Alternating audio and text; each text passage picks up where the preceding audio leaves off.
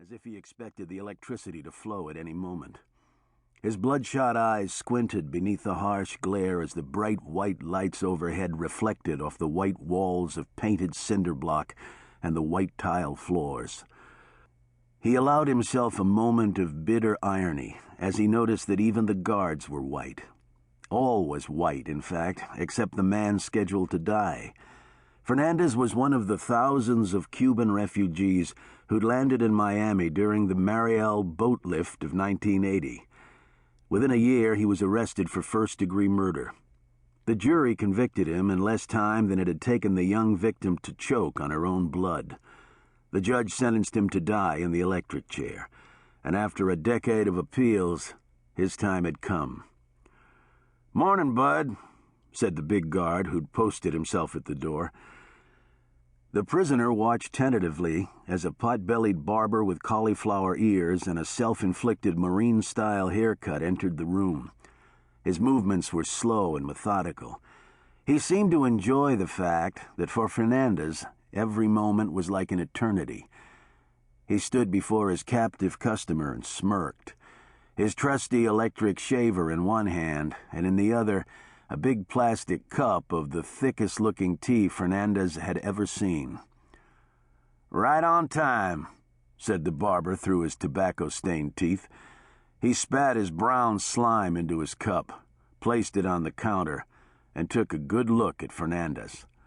"Oh, yeah," he wheezed. "You look just like you does on the TV," he said, pronouncing TV as if it rhymed with Stevie.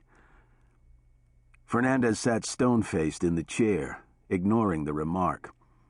"Got a special on the Louis Armstrong look today," the barber said, as he switched on his shaver. Curly black hair fell to the floor as the whining razor transformed the prisoner's thick mop to a stubble that glistened with nervous beads of sweat. At the proper moment, the guards lifted Fernandez's pant legs, and the barber shaved around the ankles. That done, the prisoner was ready to be plugged in at both ends, his bald head and bare ankles serving as human sockets for the surge of kilovolts that would sear his skin, boil his blood, and snuff out his life. The barber took a step back to admire his handiwork. "Now ain't that a sharp-looking haircut?" he said. "Comes with a lifetime guarantee, too." The guard snickered as Fernandez clenched his fists. A quick knock on the door broke the tension. The big guard's keys tinkled as he opened the door. Raoul strained to hear the mumbling, but he couldn't make out what was being said. Finally, the guard turned to him, looking annoyed. "Fernandez, you got a phone call. It's your lawyer." Raoul's head snapped up at the news. "Let's go," ordered the guard, as he took the prisoner by the arm. Fernandez popped from the chair. "Slow down," said the guard. Fernandez knew the drill.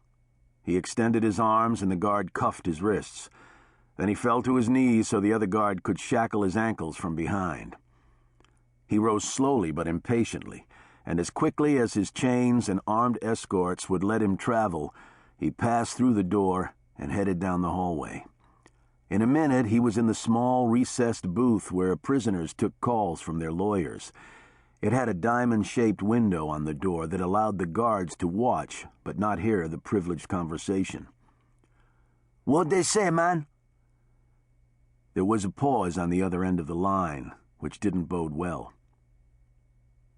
"I'm sorry, Raoul," said his attorney. "No!" He banged his fist on the counter. "This can't be! I'm innocent! I'm innocent!"